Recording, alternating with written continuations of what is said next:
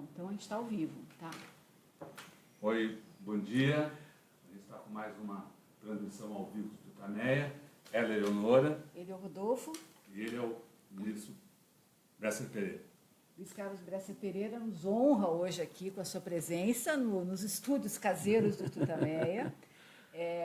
Luiz Carlos Bresser Pereira, que ocupou posições de muito destaque no Brasil, foi ministro dos governos Sarney e Fernando Henrique Cardoso, é um desenvolvimentista... social-democrata. Social-democrata, exatamente, e que tem muito a falar aqui sobre um projeto de Brasil, sobre o que está acontecendo no mundo, e a gente queria agradecer muito a presença do professor, ministro, economista, cientista político, tudo isso. Crítico de cinema. Crítico de cinema. Luiz Carlos Bresser Pereira. A gente queria começar a conversa, né, Rodolfo? A gente viu hoje uma notícia no jornal sobre uma decisão do Donald Trump de impedir a venda de uma empresa norte-americana para uma empresa de Singapura. Isso.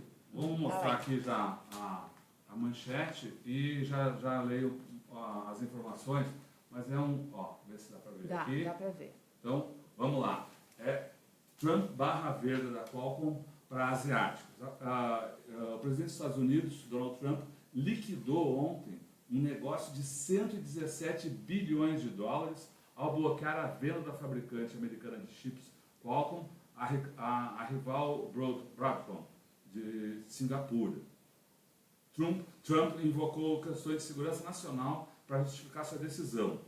O acordo, se concluído, teria sido a maior transação da história da indústria de alta tecnologia. Para quem não conhece essas empresas, a Qualcomm é uma produtora de semicondutores, de chips, especialmente na área de comunicação. Então são os iPhones, os celulares Android. Enfim, ela é a gigante. Eu até brinquei hoje de manhã falando para a Eleonora, ela é a Intel dos chips de comunicação, ainda que ela também produza os chips de inteligência. Ela está numa briga danada para continuar o desenvolvimento de tecnologia. Hoje a gente passou do 3G, está no 4G, indo para o 5G. E é exatamente por isso que o Trump barrou essa venda para uma empresa de Singapura, dizendo que isso ameaçaria a segurança nacional, e ele não teve muita discussão, barrou por uma ordem presidencial. Então, a gente achou esse fato importante, né, porque eu acho que demonstra uma decisão dos Estados Unidos de defenderem as suas empresas e defenderem um projeto.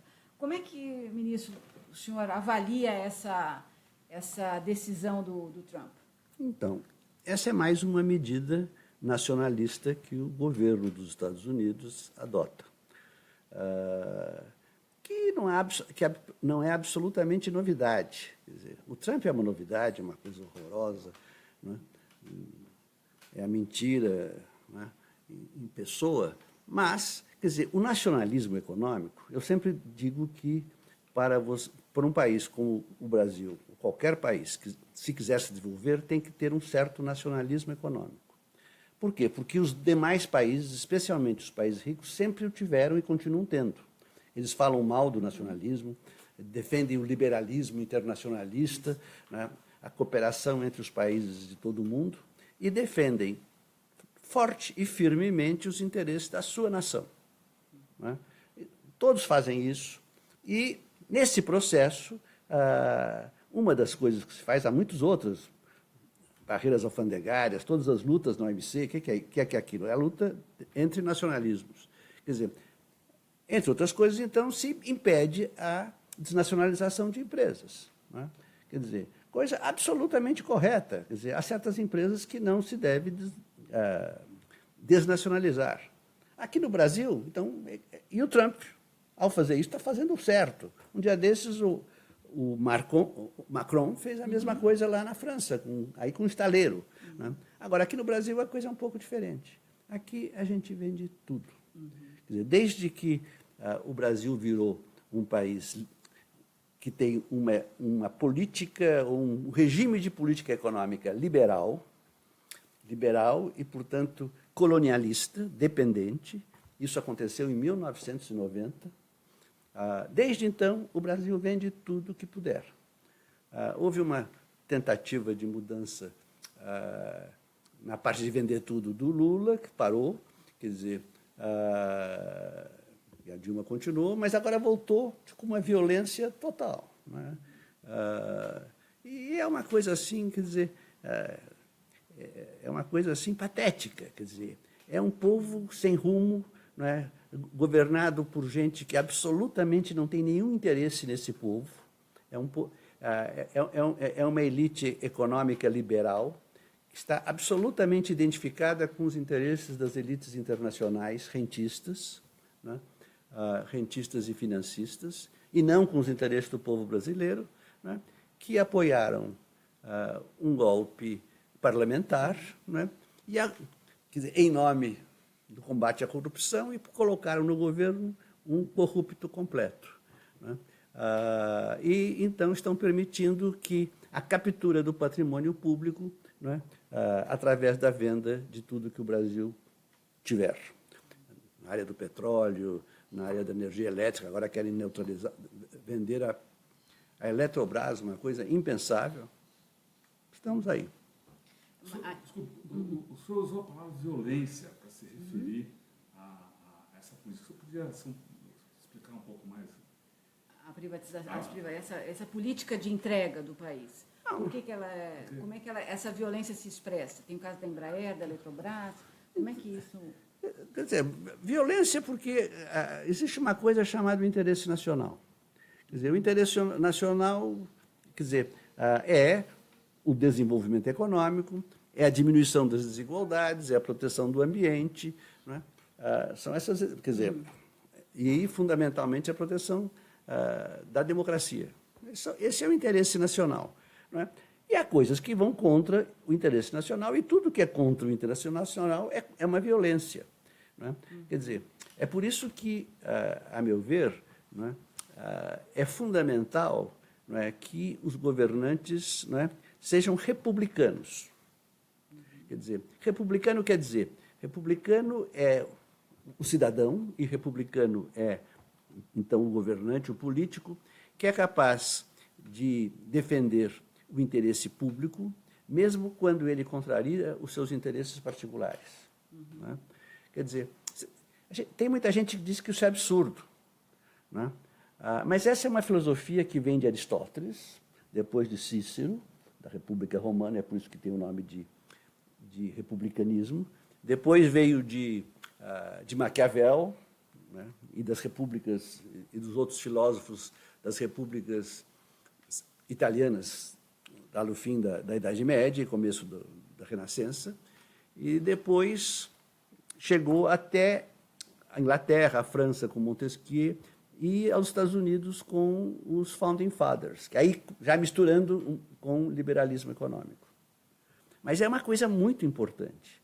Quer dizer, aí não interessa se você é de esquerda ou de direita, né? Se você é desenvolvimentista ou liberal. Você pode ser as duas, tanto uma coisa quanto outra, mas se uma sociedade não tiver uma quantidade mínima de cidadãos e um governo razoavelmente republicano, essa sociedade está em muito maus lençóis. E o que eu vejo aqui no Brasil é a perda total da ideia de republicanismo. Nunca tivemos muito forte. O que eu vi mais dramaticamente foi a perda da ideia de republicanismo, a ideia de república e republicanismo nos Estados Unidos. Porque os Estados Unidos, a gente sempre pensa que os Estados Unidos é um país liberal, mas é relativamente, porque, como eu disse, desde os Founding Fathers, eles tiveram uma influência liberal, uma influência nacionalista, sem dúvida, e uma influência republicana. E essa influência atravessou o tempo, né? Quando eu estudei nos Estados Unidos, em 1960, 61, veja só a minha idade. Então, e nessa ocasião era impressionante os Estados Unidos, porque era o pós-guerra, era o auge do poder, não só do poder econômico e militar que os Estados Unidos tinham então, mas também Os Estados Unidos era o exemplo para todo mundo de democracia, né? E era um país de uma coesão. Todos pensavam mais ou menos a mesma coisa. Eu assisti o debate entre o Kennedy e o Nixon na televisão, foi o grande primeiro debate, né? Eles pensavam rigorosamente igual, né?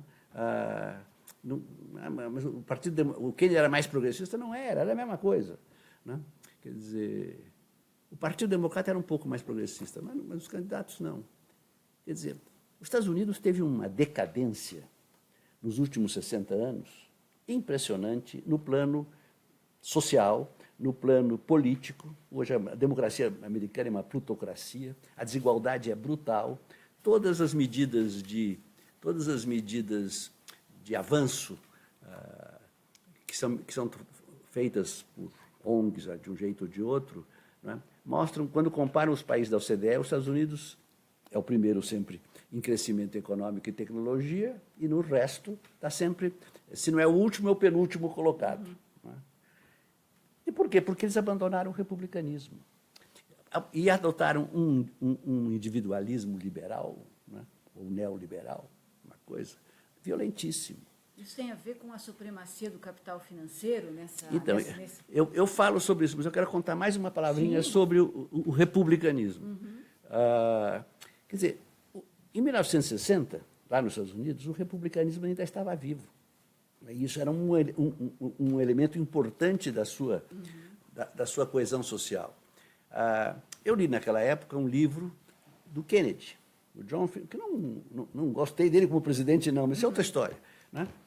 Ele escreveu um livro quando ele, uns 3 ou 4 anos antes de ser presidente, ele era senador, teve um problema na coluna, ficou hospitalizado, e então escreveu um livro chamado Perfis sobre a Coragem. É um pequeno livro, e nesse livro ele conta a história de senadores. O que é interessante no livro é que é o critério que ele adotou para escolher os senadores sobre os quais ele ia, né, que ele ia homenagear contando a história. E qual foi o critério? Foi o critério rigorosamente republicano. Ele escolheu senadores que, em determinados momentos da vida política deles, adotaram posições públicas, defenderam posições no Senado contra os interesses daqueles que o apoiavam. Tiveram a coragem republicana de fazer. Isso desapareceu no mundo. O liberalismo, a defesa do próprio interesse, a justificativa de que todo mundo só tem que defender o seu próprio interesse, tornou-se dominante, né? E isso é uma desgraça. Está sendo uma desgraça para os Estados Unidos, é uma desgraça para o Brasil. Aí você tinha uma pergunta que eu... Não, se essa mudança político-ideológica nos Estados Unidos tem a ver com a supremacia que se consolidou nessas décadas do capitalismo financeiro, que ampliou as diferenças sociais, a concentração de renda. As coisas estão ligadas, hein? Estão ligadas, porque o que também é importante observar é o seguinte, é que houve uma mudança fundamental nos Estados Unidos, e agora e no mundo rico em geral, com reflexos muito fortes no Brasil, mas, no seu capitalismo. Porque o capitalismo que o Marx conheceu, e que era injusto, todo capitalismo é injusto, todo capitalismo é corrupto. Passamos desse pressuposto. É injusto por natureza e é corrupto porque o que vale só é o dinheiro e, portanto... Né, mas o capitalismo é eficiente, não tem alternativa, temos que ficar com ele. Muito bem. O capitalismo que Marx conheceu era o capitalismo dos empresários, ou capitalismo industrial. Eu prefiro chamar capitalismo dos empresários. Quer dizer, e era um capitalismo voltado para o desenvolvimento econômico e que tinha em que eles combinavam o liberalismo, né, com o nacionalismo, né, e esse nacionalismo implicava uma coalizão de classes entre os empresários e os trabalhadores. Mas e a luta de classes? Não, tem luta de classes também. Tem luta de classes e tem cooperação de classes. Para certos assuntos a gente conflita, né, especialmente salário. Para outros assuntos a gente coopera. E é uma dialética, a dialética entre o nacionalismo e o liberalismo, entre a nação e a sociedade civil. Muito bem. Isso era aquele capitalismo. Aí no começo do século XX, o Hilferding, que foi um marxista importante, um notável alemão, ele escreveu um livro chamado Capitalismo Financeiro, em que ele disse que o capitalismo, naquela época, ele estava olhando a Alemanha especialmente, estava se tornando um capitalismo financeiro porque estava havendo a fusão do capital bancário com o capital industrial, sob o comando do primeiro. Ora, essa tese, que também acho que a Rosa de Luxemburgo adotou, essa tese não se confirmou na prática, né? Mesmo na Alemanha isso retrocedeu, no resto dos demais países do mundo não houve essa fusão do capital bancário com o capital industrial.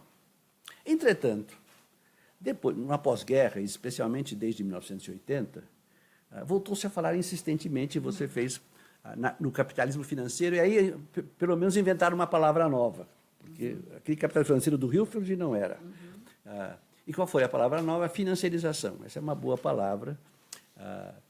E agora um marxista francês, notável, meu amigo, o François Chenet, que foi o primeiro a fazer análise disto. O Beluso foi um dos que fez junto também, entre os primeiros. E lá em 98, tem um paper com o Luciano Coutinho. Mas o que acontece é que essa financiarização era uma coisa nova. Qual era a novidade? É que o capitalismo, aquele capitalismo de empresários, ele se transformou num capitalismo tecnoburocrático.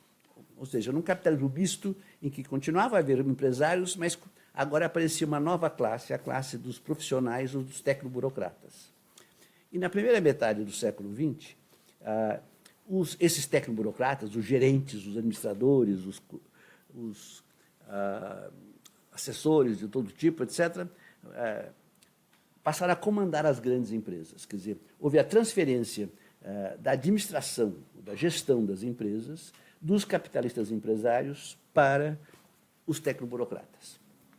Quando eu estudei nos Estados Unidos, lá em 60, eu vi o auge disso. Eram aquelas grandes companhias dirigidas por tecnoburocratas, né, e os empresários, né, ainda como donos do capital. O que aconteceu, e essa é a novidade, porque eu trabalhei muito sobre isso nos anos 70, sobre essa questão da tecnoburocracia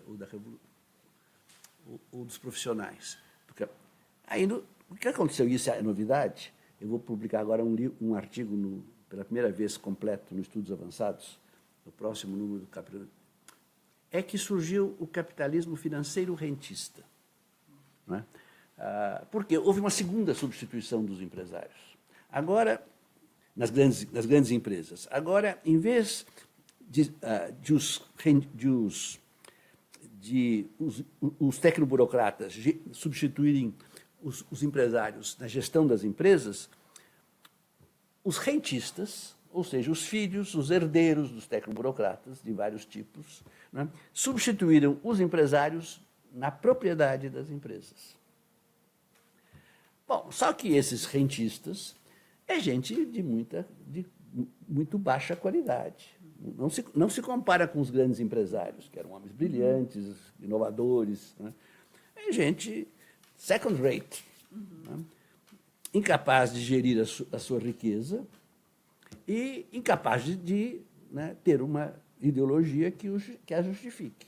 Então, quem eles chamaram? Chamaram os financistas, que é um tipo de tecnoburocrata também.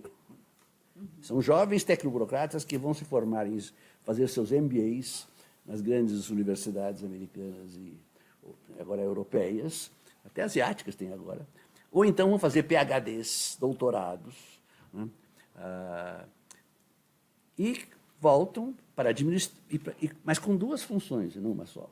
Para administrar a riqueza dos rentistas, claro, com belas comissões e bônus de todo tipo, que os tornam logo também eles próprios rentistas, e né, para serem os intelectuais orgânicos do capitalismo financeiro rentista. Então, quer dizer, para serem os intelectuais que vão então, defender, justificar o neoliberalismo, que é a ideologia própria do capitalismo financeiro rentista. Né? É isso que nós temos aí hoje. É uma coisa horrível, porque são pessoas que não têm nenhum compromisso com o povo, completamente. A coalizão que nasce com Roosevelt e depois vai ocorrer no pós-guerra, né, no capitalismo ainda tecnoburocrático, mas não financeiro rentista, era uma coalizão ampla, né, e todo mundo participava e ganhava de alguma coisa, os salários aumentavam para todo mundo, os lucros estavam bons, etc. Foram os anos dourados do capitalismo no pós-guerra. Agora não, é uma minoria, né, é o chamado 1% da população, né, de muito ricos, rentistas e financistas, que gerem o mundo no seu interesse. Quer dizer, não tem nenhuma visão de país, de sociedade, Nada, nenhum compromisso nada. de longo prazo, é tudo resultado no curto prazo e... Tudo é a curto prazo, tudo onde você vai... Então, foi isso que está permitindo o surgimento dos chamados populismos, né? Que é o Trump, é um exemplo. Quer dizer, é a Marine Le Pen, lá foi o Brexit. Quer dizer... A população fica afastada de tudo e vai... Agora, aí precisa ver uma coisa que é interessante. Eu estava lendo hoje na Carta Capital, vindo para cá, eu já tinha visto a entrevista que vocês fizeram com um velho brasileiro italiano. O Del Roio. O Del Roio, então. Sobre a Itália. Sobre a Itália, e ele indignado com a eleição na Itália, etc. E hoje tem uma nota, meia página, também lá, indignados com o que aconteceu. Esqueci a palavra que eles usaram, que era uma palavra até boa. Eu falei, bom, eu também acho, estamos de acordo. Mas por quê? Por quê? Por que chegamos a isso? Por que chegamos a isso? E o motivo fundamental é porque a esquerda fracassou. Ou seja, os anos dourados do capitalismo, no pós-guerra, foram os anos da social-democracia, em que os partidos social-democratas foram notáveis. Quer dizer, os partidos democrata-cristãos ou mais conservadores não eram neoliberais, eram mais conservadores só, mas ajudaram a formar o estado do bem-estar social, né? E você vai ver como eles governaram o capitalismo, os partidos social-democratas governaram muito bem o capitalismo europeu. Aí, não é? Vamos seguir. Aqui em casa, bem, é assim, a gente toca a campainha, toca o telefone, a gente vai seguindo. Então, aí o que aconteceu? Aí veio o capitalismo financeiro rentista, depois veio 2008,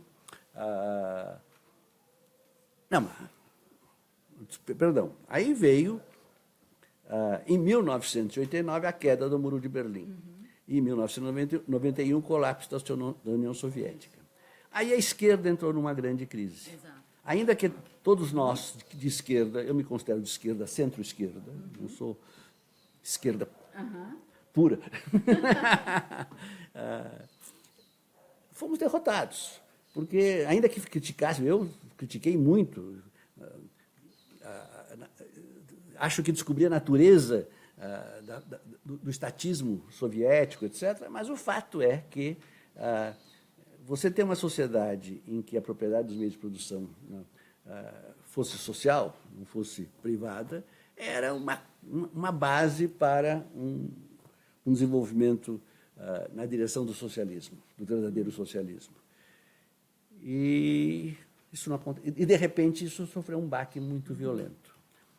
Isso, mais as dificuldades que nasceram, né, do plano econômico, e que levaram os partidos social-democratas a darem uma guinada para a direita e a adotarem as mesmas políticas neoliberais.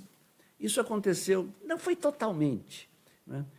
Não foi totalmente. Eles conservaram algumas características, mas foram muito além do que deviam ter ido na aceitação das ideias neoliberais.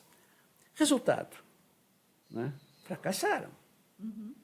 Fracassaram em governar seus países. Aí fracassavam porque, para você governar mesmo os países ricos, você com uma política neoliberal, você não vai a lugar nenhum. Fracassa também quem for neoliberal, né? Então, na Itália, o que aconteceu? Né? Formou-se o Partido Democrata, mais recentemente, que nasceu do Partido Socialista e do Partido Comunista. Isso. Muito bom. E aí surgiu um líder brilhante, cheio de vida, jovem, né? Renzi, né? Matteo Renzi. Matteo Renzi. E o que fez o Matteo Renzi lá? Nada. Quer dizer, a Itália, quando entrou no... Quer dizer, a Itália está estagnada economicamente, é o pior caso de país da eurozona. Quer dizer, eles estão estagnados desde que entraram no euro em 2002. Né? E o Matteo Renzi não fez absolutamente nada para mudar esse quadro. Ele continuou com o seu internacionalismo, viva a União Europeia e não sei o que lá, etc., né? Incapaz de criticar o euro, de criticar o neoliberalismo da União Europeia, da Comissão Europeia. Né? Fracassou. Né? Então, né? Quando a esquerda... É muito ruim a esquerda fracassar, porque desmoraliza toda uma luta pela justiça e pelo desenvolvimento que a esquerda tem que a esquerda é que tem que levar. Agora vamos ver para Portugal, então, nesse contexto. Portugal é... A geringonça parece que não, lá é um caso ao contrário. Temos lá o Costa, ao que tudo indica, governando bem o país. Graças a Deus. Eu tenho imensa simpatia pelos portugueses, nossos antepassados, e estou torcendo pelo senhor Costa. Né? Agora, aqui no Brasil, por exemplo, né, também houve incompetência, especialmente o governo da Dilma foi muito incompetente. Né? Então, e essa incompetência foi muito ruim para o Brasil, né? Porque abriu espaço para esse neoliberalismo radical, corrupto, né? Antirrepublicano que está aí.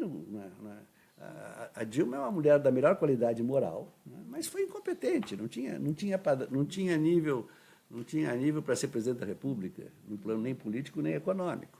Né? Isso está nos custando caro. Como é que esse governo consegue sobreviver promovendo tanta destruição? Como é que o empresariado tolera isso? Sem falar das forças de esquerda. Como é que isso consegue sobreviver tanto tempo? Bom, esse governo nasceu, né, de um golpe, né, e esse golpe teve uma lógica, teve, quer dizer, o mau governo da Dilma, teve o rompimento do pacto desenvolvimentista que o Lula tinha tentado montar e que estava mais ou menos bem encaminhado, rompimento, devido, não é, às intervenções excessivas e equivocadas, como no setor elétrico ou na Petrobras, que ela fez. Né? E os empresários percebem e não perdoam. Né? Então, mas ela foi reeleita. Nós votamos nela, eu votei nela, porque sabia que o outro lado era muito pior. Né? Mas isso, então, deixou os neoliberais, o capitalismo financeiro rentista nacional, muito incomodado, inconformado. Né? E o seu candidato, cheio de honestidade, né, um tal de Aécio Neves, pediu no dia seguinte impeachment, no dia seguinte da derrota. Uma vergonha, um negócio assim. Quer dizer, o Brasil é uma democracia séria, fruto de uma grande luta democrática e tal. De repente, o candidato derrotado democrático, né, faz isso. Mas ele estava expressando também as elites financeiro-rentistas brasileiras. Aí, que estavam realmente incomodadas. A Dilma, continuando a fazer bobagem, chamou a Joaquim Levy para governar junto com ela, que não fazia o menor sentido. Né? E aí, né, um grupo de espertalhões, né, uma quadrilha, na verdade, né, percebeu como é que ela conseguiria chegar ao poder.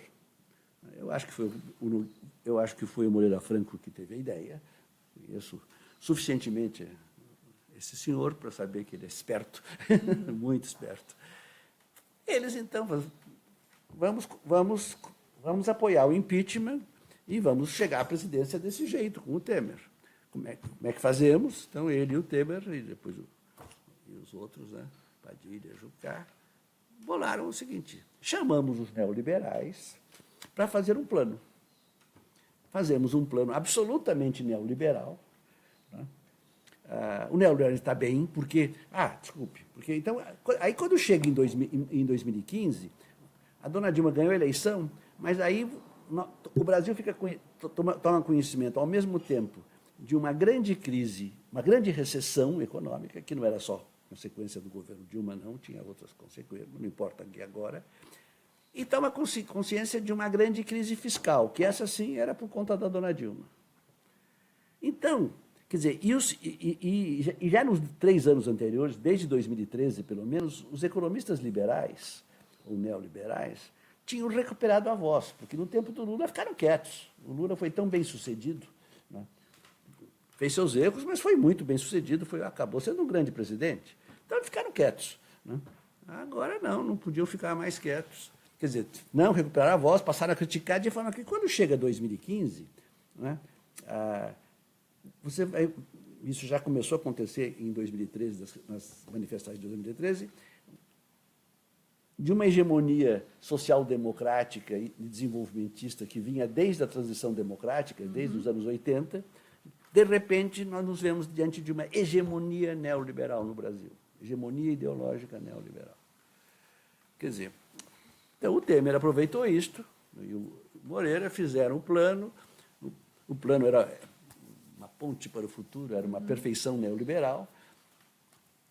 Com isso, conseguiram a confiança, né, dos pais da pátria do PSDB, né, que representam esse neoliberalismo financeiro rentista, e conseguiram o impeachment.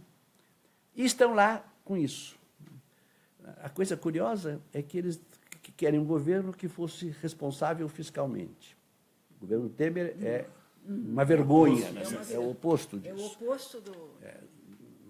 Segundo, queriam um governo que fizesse reformas. E tinha uma reforma que é necessária, que é a reforma da Previdência. Pode discutir como, tal, mas que vai ter que fazer, tem. Qualquer governo que seja. Muito bem. Quer dizer, em vez de fazer a reforma da Previdência quando tinham poder, eles resolveram fazer uma coisa absurda, um monstrengo, chamado teto de salários. Teto de gastos. Teto de gastos do Estado. Um absurdo. Né? Quer dizer, mas fizeram aquilo por quê? Para mostrar que eram neoliberais e, portanto, que mereciam o apoio agora da sociedade brasileira, agora vítima de uma hegemonia neoliberal. E enganaram. Eu falei, quando eu vi a coisa, eu falei, isso é coisa do Meirelles, isso é pura enganação. Eles têm que fazer o contrário. Né? Tinham que ter imediatamente apresentado a reforma da Previdência e conseguido alguma coisa e pronto. Enfim, agora, essa coisa está acabando. Né? Quer dizer, essa hegemonia está acabando. Evidentemente, não estamos mais em 2015 nem em 2016. Em 2018, né, o mundo é outro. É o mundo das eleições. Né? E nós precisamos eleger, né? Todo mundo está pondo esperanças nesta eleição, e nós precisamos eleger um presidente competente. Né? Bom, e nós poderíamos eleger o Lula. Né? Mas eu ando muito preocupado com o que está acontecendo, porque eu acho que o Lula foi um bom presidente, acho que foi o maior líder que o Brasil teve depois de Getúlio Vargas, mas, né, eu não estou vendo com bons olhos o que está acontecendo agora. Né? Você acha que ele vai ser preso? Não é esse o problema. Eu creio que ele não vai ser preso. Eu espero que não seja. Seria muito ruim uma violência a prisão dele? Não, quer dizer, eu prefiro que ele não seja preso. Agora, o meu entendimento, quer dizer, e eu gostaria muito que ele fosse candidato, mas o fato objetivo é que ele não vai ser candidato. A probabilidade de que ele seja candidato é muito pequena. Aí fica o PT e todo mundo dizendo eleição sem Lula é golpe. Não é golpe. Quer dizer, nós temos um sistema jurídico. Não, o golpe foi aquele lá, porque deram um golpe claramente. Agora não. Nós temos uma lei, nós temos um sistema judiciário, quer dizer, a lei está sendo... A lei permitiu um julgamento injusto, mas se todas as vezes que houver uma injustiça, você não puder não cumprir a lei, estamos mal arrumados. Então, não é. Você não acha que as eleições são irrestritas, limpas? Não, nunca eleição é restrita, limpa. As eleições do capitalismo são, para os capitalismos, um mal necessário.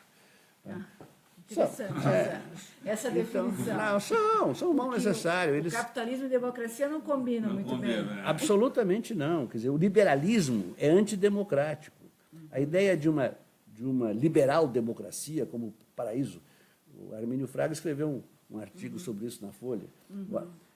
O sol do nosso tempo é a democracia liberal. São as democracias liberais. Então, bobagem, porque isso é um oxímoro. Né? O liberalismo é antidemocrático, sempre foi, formalmente, definitivamente, porque diziam todo o século XIX, eles diziam, os liberais, que a democracia era a ditadura da maioria, portanto, eles eram contra. Quer dizer, então, tiveram que aceitar, porque a pressão foi grande, aceitaram, mas então procuram tornar a democracia a menos democrática possível. Fazer dela a ditadura de uma minoria, né? De 1%. Bom, mas, quer dizer, então, e há várias estratégias. A estratégia mais importante é comprar os deputados, senadores, através nas campanhas eleitorais, é controlar a mídia, quer dizer, e, nesse caso, é ter influência suficiente para o judiciário para impedir que algum candidato seja candidato. Mas o fato concreto é que nós não estamos aqui discutindo justiça. Justiça, esse país é muito injusto. E nós queremos diminuir a injustiça, mas o que nós queremos é sair dessa crise e ter um governo competente, de boa qualidade, para governar. Né? Quer dizer, eu acho que nós já temos 2 candidatos de esquerda. Eu acho que o Ciro Gomes tem todas as condições para ser um presidente. Eu acho esse jovem Boulos, né, uma força da natureza. Vai ser um grande líder político, eu espero. Não tem condições de ser eleito agora, mas é bom que esteja se lançando. Agora, esse governo... Agora, o PT não pode ficar desse jeito. Quer dizer, o PT vai ter que tomar... Quer dizer, eu tenho que defender a posição do PT até o fim. Mas até o fim quando? Nós temos que fazer política. O PT tem que ter Se o PT não quer apoiar o Ciro Gomes, lance o seu candidato. Mas faça alguma coisa, não pode ficar deixando para depois. Nós vamos... Veja, não sou candidato. Eu não sou candidato. Não. Isso não... Isso é passeio. Isso não. Quer dizer, claro que ele tem um candidato. Né? E eu teria muito prazer em votar nesse candidato, inclusive, né? Se ele pudesse ser candidato. Acho que o Ciro Gomes está melhor preparado que o Lula hoje para ser presidente, mas o Lula tem mais apoio na sociedade e, portanto, tem mais condições de governar, se eleito, do que o Ciro Gomes. Então, o Lula é, sem dúvida, um bom candidato, um ótimo candidato, como o Ciro Gomes também é um ótimo candidato.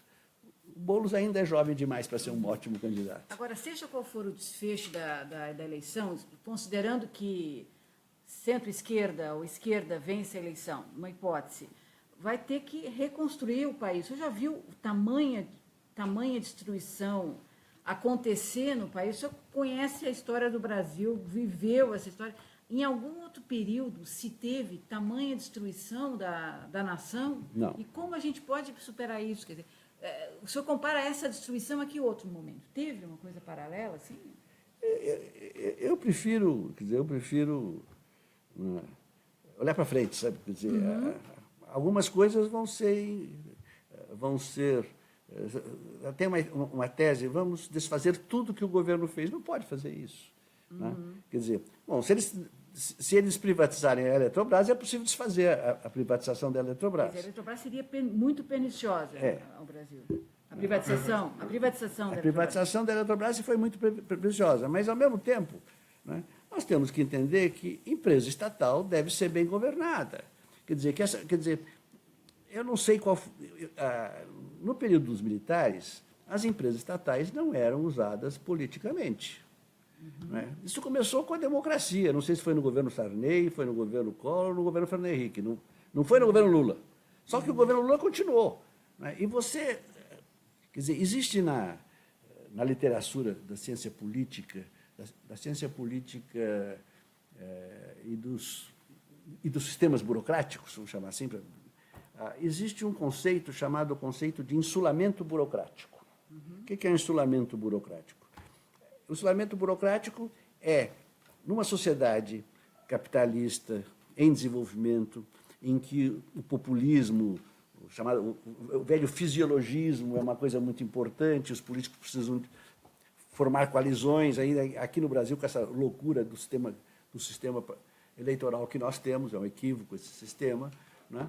Então, os presidentes precisam formar maiorias, então você oferece cargos, né, no governo para eles, ministérios, e mais que ministérios vai baixando.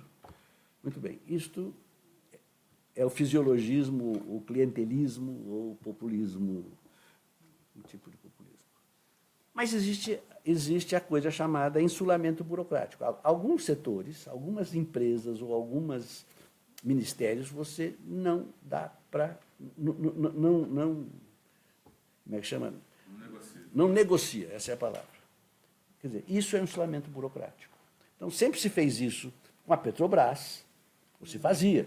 Se fazia com o BNDES, continuou se fazendo. Né? Claro que o Banco Central continuou se fazendo. Mas as empresas estatais se fazia isto, né? E deixou-se de fazer. Né? Quer dizer, isso destruiu as empresas estatais, ajudou a destruir as empresas estatais. Quem começou a destruir as empresas estatais foi o presidente Geisel, quando ele resolveu, quer dizer, usar as empresas estatais para endividar o país. Né?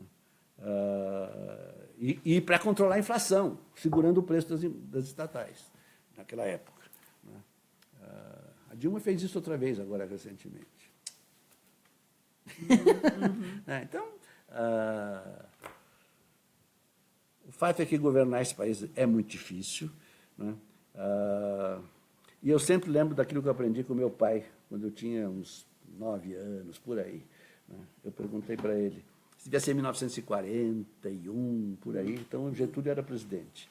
Meu pai foi político, foi escritor, foi advogado, jornalista, foi várias coisas. E meu pai, eu perguntei, pai, o que é política? E ele respondeu, política é a arte do compromisso. Ele estava pensando no Getúlio. Quer dizer, eu hoje prefiro dizer assim, olha, política é a arte do compromisso, né? Quer dizer, e de um princípio de um princípio republicano de interesse público. Né? Então, você tem que ter um interesse público, você tem um commitment. Né? Em inglês, a palavra é melhor do que em português, porque tem um compromisso. Em inglês tem compromise e commitment. Isso. Quer dizer, nós só temos compromisso. Mas você tem que ter um compromisso com a sua nação, com o bem público, e você tem que ser capaz de fazer compromissos, acordos. Né? Ministro, o senhor participou de alguns... E não é fácil. Participou de alguns momentos cruciais nessa trajetória das últimas décadas, por exemplo, liderando os empresários no famoso, em manifestos, houve em 77, na própria derrubada da ditadura, o senhor, enfim, participou dessas articulações. Hoje a gente vê empresários indo para uma posição de extrema-direita, querendo entrar na política com essa posição de extrema-direita, inclusive apoiando candidatos como o Bolsonaro. Por que os empresários estão tão radicalmente à direita, sendo que eles tiveram uma trajetória no Brasil pós-ditadura militar de defesa da democracia? Como é que se explica essa guinada tão à direita do empresariado? Então, eu acho que é fundamentalmente... quer dizer, veja que na classe, entre os capitalistas, você tem os capitalistas rentistas e os empresários. Entre os empresários, você tem os empresários industriais e tem os empresários ligados ao comércio e outras coisas, né? E aos serviços. Quer dizer, os empresários produtivos.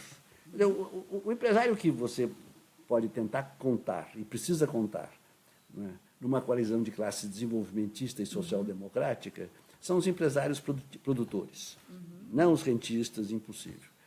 A diferença entre empresário e rentista nem sempre é clara, é confusa, tem uma área de interseção grande. Né? Quer dizer, nos anos... logo em seguida, 1964, quer dizer, em 1964, o Pacto Desenvolvimentista do Getúlio Vargas, exatamente o pacto juntando trabalhadores e empresários, né, entrou em colapso. Né, e já entrou em colapso com a eleição do Jânio, quer dizer, no final do governo Kubitschek. Entrou em colapso, quer dizer,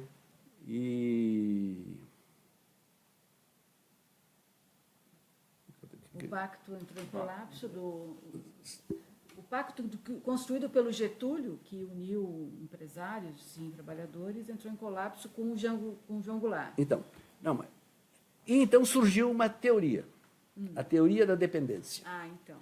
Que é a teoria quem fundou essa teoria foi um notável marxista alemão chamado André Gunder Frank, que disse, olha, quer dizer, ele percebeu que a esquerda no Brasil e na América Latina toda seguia as ideias do ISEB, que era um grupo de nacionalistas que foi muito que me influenciou muito, nos anos 50, Hélio Jaguaribe, Guerreiro Ramos, Inácio Rangel, o pessoal da CEPAL, Celso Furtado, e que defendiam, não é, uma aliança de empresários com trabalhadores. E eles viram que, em 64, que essa aliança tinha sido rompida.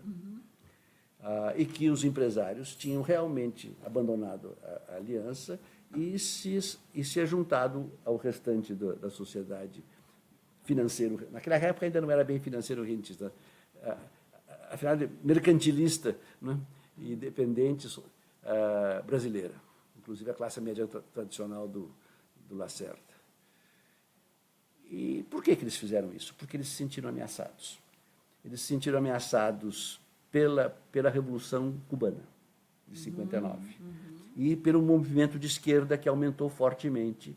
E aí, então, os liberais, espertalhões, conseguiram convencer muita gente de que o João Goulart era um perigoso comunista, socialista. Não era um desenvolvimentista social-democrático.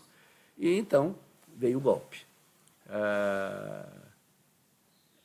Depois os militares refizeram a aliança desenvolvimentista, só que fizeram só a tecnoburocracia, a burocracia pública e os empresários sem os trabalhadores. Aí, com a transição democrática, aos poucos foi se formando, e especialmente com o Lula, ganhou força a ideia de uma coalizão. Agora, quando a coisa fracassou, quando no plano econômico, né, o crescimento desapareceu. Fracassou, já está fracassando desde do Collor, fracassou o tempo todo. O Brasil está semi-estagnado faz 30 anos, dentro de um regime liberal. Quando começou a fracassar isso, quer dizer, e quando eles viram que eles estavam tendo um capitalismo sem lucros, como as empresas deles estavam fechando uma atrás da outra, ou virando empresas importadoras, ou então virando empresas rentistas, quer dizer, eles abandonaram o barco, outra vez. Mas há um pequeno problema. Né? Mas abandonaram o barco político e abandonaram o barco, aparentemente abandonaram o barco do Brasil mesmo, como nação. Mas então, quer dizer, o que é o barco do Brasil? Né? O barco do Brasil é o barco da nação brasileira, mas a nação brasileira precisa estar forte, não é? E unida. Quer dizer, a nação é uma... Isso é uma ideia do Ernest Renan, o mais famoso texto que existe sobre nacionalismo é uma conferência que Ernest Renan, um grande ensaísta francês lá do século XIX, fez, em que ele diz que a nação é um desafio de todos os dias, é uma reconstrução a cada momento. Né? E é isso mesmo. E a nossa nação tem sido esmigalhada, destroçada pelo imperialismo do resto do mundo e pelas nossas fraquezas, os nossos erros, as nossas incapacidades de nos autogovernar de forma adequada. Esse é que é o fato. Agora, o fato, assim, absolutamente claro para mim é o seguinte, é que você tem... Se você não tem como alternativa o socialismo, e infelizmente eu não vejo como alternativa o socialismo no curto ou no médio prazo, no futuro eu espero. Quer dizer, então, né, de duas uma, ou você tem um governo que representa exclusivamente os interesses dos capitalistas, e preferivelmente dos capitalistas rentistas e financistas, ou você tem um governo que representa os interesses do povo, dos trabalhadores, da classe média produtiva e, né, de uma parte dos empresários. Porque governar o capitalismo sem os empresários, infelizmente, é impossível. Não tem como. Quer dizer, é impossível porque são eles que investem. Não só eles têm poder porque eles têm dinheiro, mas são eles que investem. Então, se você governa contra eles, né, as expectativas de lucro deles baixam e eles não investem. E não investindo, o capitalismo entra em crise e o seu governo entra em crise e você não governa coisa nenhuma. É por isso... Mas o que impede a formação dessa coalizão? Porque muita gente diz que, nesse que a gente está vivendo nesses últimos anos, quem, digamos, rompeu isso, quem deu as costas à construção de um projeto que tente aliar interesses conflitivos, né, de trabalhadores e empresários, foram os empresários que abandonaram esse projeto. Tiveram as suas razões, o senhor falou já sobre isso. Mas para a reconstrução dessa aliança, parece que está faltando a mão, digamos, do empresariado que está indo por uma opção muito radical à direita. Ou não? Ou essa tese não está certa? Não, quer dizer, não é... Existem empresários, quer dizer, a gente tem que pensar uma coisa, né? É que no capitalismo, né, o poder depende fortemente da hegemonia ideológica.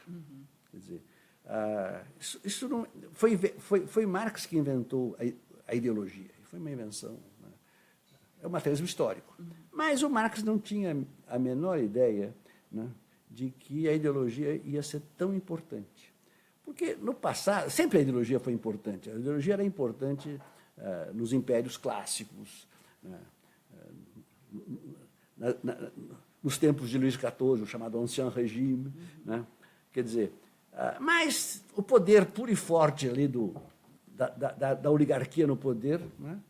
Aí, quando a oligarquia no poder desapareceu, a oligarquia militar e religiosa que dominava as sociedades pré-capitalistas, e apareceu a classe capitalista, aí o Marx achou, agora quem domina o capital, domina o mundo, e ponto final. Eles que têm a ponto... Era mais ou menos verdade. O Marx foi o maior gênio da modernidade, a meu ver. Mas, quer dizer, o fato é que esse capitalismo teve que ceder, né, ao povo.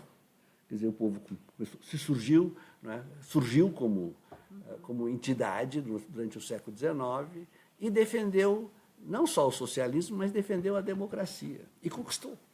Conquistou não uma maravilhosa democracia, mas conquistou, quer dizer, o sufrágio universal. E aí aumentou o seu poder. E aí, então, veio o Gramsci. Por que veio o Gramsci? Porque aí o Gramsci, um grande marxista, outra vez, brilhante, né, ele percebeu que agora, para governar o capitalismo, os capitalistas, ou quem quer que fosse, precisavam, não bastava ter o capital e o poder que vem direto do capital, né? Eles precisavam de hegemonia ideológica. Eles precisavam de persuadir, através da educação, através da imprensa, através, né, dos seus intelectuais orgânicos de todos os tipos, né, que o capitalismo e que o liberalismo, etc., era o melhor dos mundos possíveis. Então, essa é uma luta. E, em alguns momentos, a gente ganha, outro... Quer dizer, então, se você, quer dizer, é uma pessoa de esquerda ou de direita, quer dizer, você está nessa luta. É uma luta por hegemonia ideológica. Mas eles vão ganhar sempre? Não ganham, porque eles são muito injustos, são muito imorais, são cínicos. Quer dizer, o que houve no Brasil, aqui, nesse golpe, foi um cinismo absoluto. Quer dizer, eles sabiam... Explica para a gente esse cinismo. Porque eles sabiam perfeitamente que estavam dando um golpe, que o motivo, né, da demissão, do impedimento da Dilma não era as pedaladas, porque aquilo era mera justificativa. Eles sabiam que eles queriam fazer porque eles queriam voltar ao poder, porque eles já não queriam mais saber do PT no poder, não queriam saber mais de Dilma no governo. Então, quer dizer, seus interesses, né, os levaram a cinicamente defender, com uma razão, né, que eram as pedaladas, que era ridícula. Né? Então, isso é cinismo, isso é puro cinismo. E o cinismo é uma coisa terrível, não é? Porque você pode ser conservador e ser um conservador, né, realmente defende, você é convicto, você defende a ordem estabelecida, por exemplo. Eu, aliás, eu não respeito os neoliberais, mas eu respeito os conservadores. Né? Os conservadores têm seus argumentos. Hoje tem aqui em São Paulo um cronista que é português, eu não sei se ele mora no Brasil, em Portugal ou no Brasil, é o João Pereira Coutinho. Ele se declara e é um conservador, escreve muito bem, tem hoje uma bela crônica. Né? Quer dizer, não sei por que entrou agora... Sim, os conservadores. Falando que respeito os conservadores. Quer dizer, então... Por que os neoliberais não merecem o seu respeito? Por quê? Porque eles não têm nenhum... O liberalismo no plano político, durante muito tempo eu achei que o liberalismo no plano econômico estava errado, que você devia ser desenvolvimentista, ou seja, eu sou contra o estatismo, é claro, e sou a favor de uma intervenção moderada do Estado na economia e um moderado nacionalismo econômico.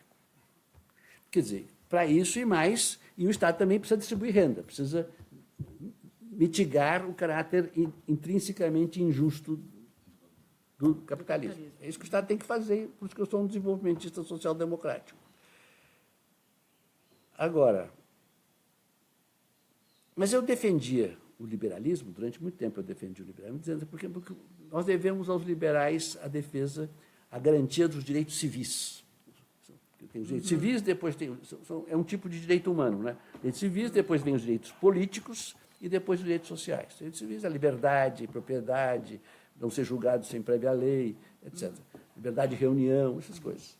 São coisas muito importantes. E o liberalismo realmente, lá no século XVIII, começo do século XIX, teve um papel nisso. Mas o que nós vimos no liberalismo é que o liberalismo, no plano político, defende o individualismo, é antirrepublicano, defende que você é livre quando você puder fazer tudo o que você quiser no seu interesse, desde que não seja contra a lei. E é isso que você tem que fazer. E às vezes contra a lei também.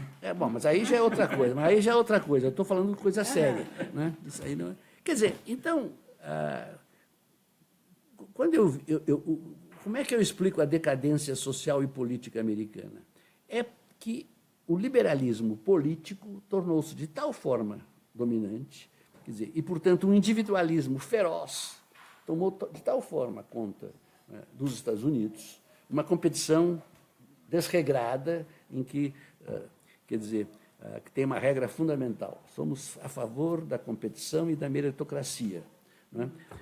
E, quer dizer, nós vamos todos competir em perfeita desigualdade de competição. Né? Então, a classe média a alta classe média e os ricos vão mandar seus filhos para as melhores universidades americanas, né? E nós estamos a favor da meritocracia. Então, esse tipo... Então, não dá para respeitar o liberalismo quando o liberalismo desse jeito, quando eu conceituo desse jeito, não dá para respeitar. Não é? É uma coisa... Quer dizer, já um conservador, não, ele... Nada o impede de estar interessado, de estar voltado para o interesse público, de estar... Não é? Quer dizer, de ter outros critérios que não... de ter elementos republicanos dentro da sua ideologia. Não pode ter isso. O liberal, por definição, não pode. Pela definição lógica deles. Porque o indivíduo está acima de tudo. Isso é inaceitável. O indivíduo não está acima de tudo. sociedade e o indivíduo têm que estar vivendo numa dialética. Então, esses...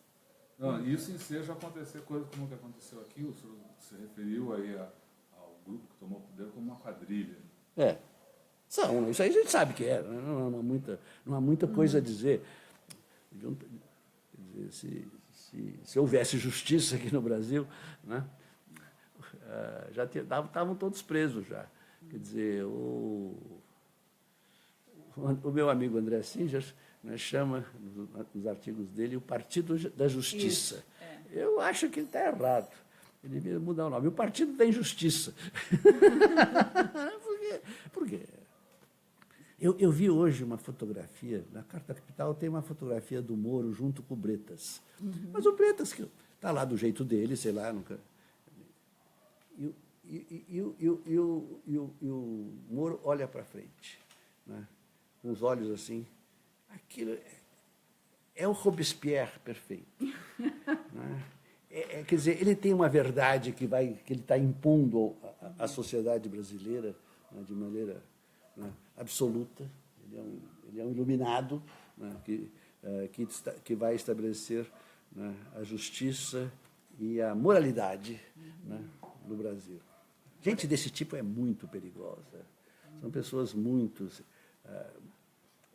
antissociais, muito perigosas.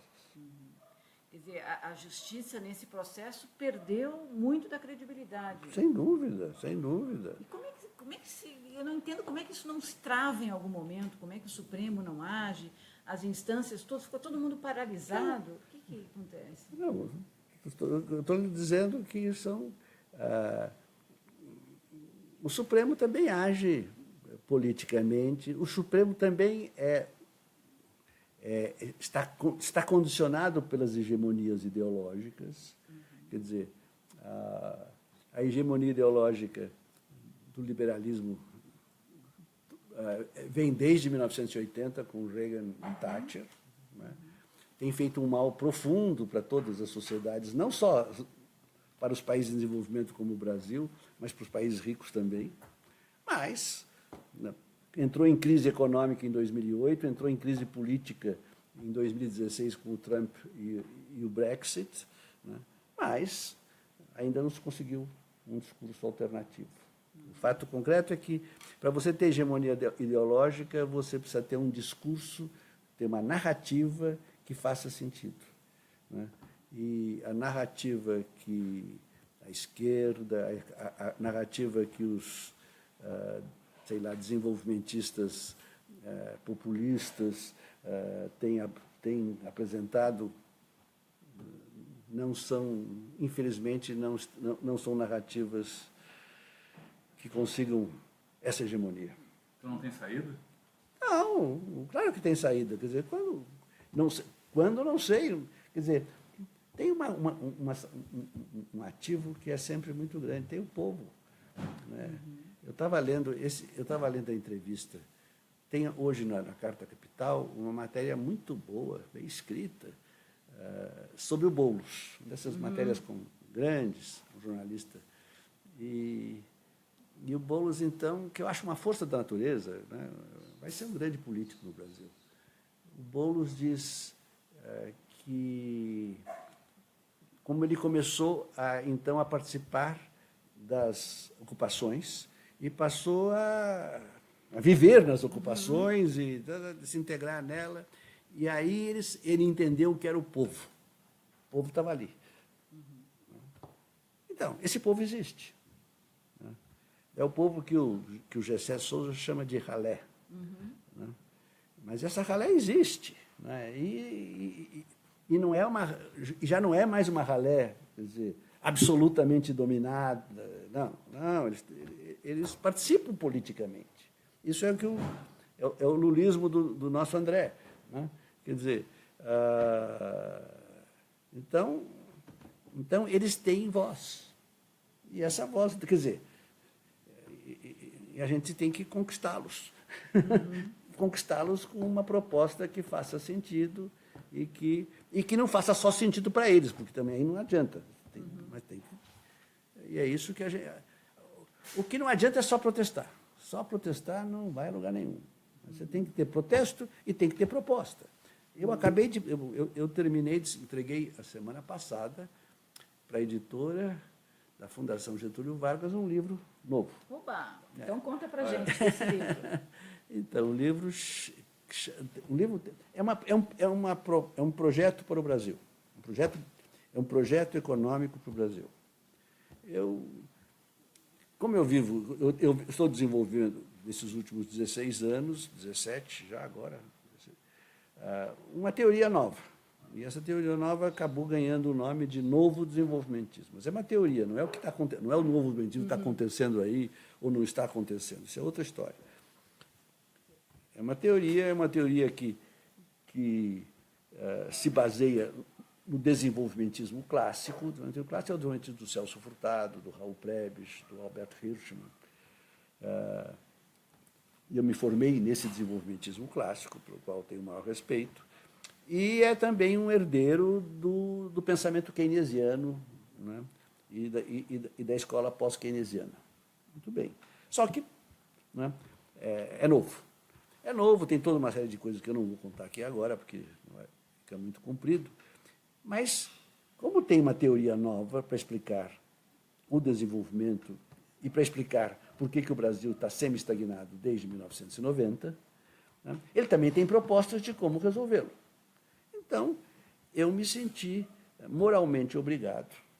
Aí, você, Eleonora, veio na minha casa em dezembro de 2016, né, e me veio conversar comigo e nós combinamos de fazer o projeto Brasil Nação, que foi uma atitude republicana, que nós tentamos ser uma atitude republicana nossa, e depois de um grupo grande de pessoas que, afinal, participaram, nos apoiaram, etc., e foi uma bela coisa. Né? E lá eu defendi os 5 pontos econômicos do projeto Brasil Nação. Então, eu entendi que eu tinha que agora escrever isso melhor e mais claramente. Agora, eu não sei se o livro é bom ou não. Agora, o título eu garanto que o título é ótimo. Qual é o título?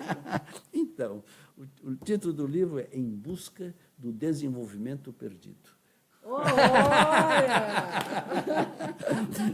Eu e o Proust. Só que o texto vai ficar um pouco inferior ao do Proust. Muito bom. Então, é isso então? Pô, ministro, muito obrigada. Conversamos aqui com o ministro Luiz Carlos Bresser Pereira.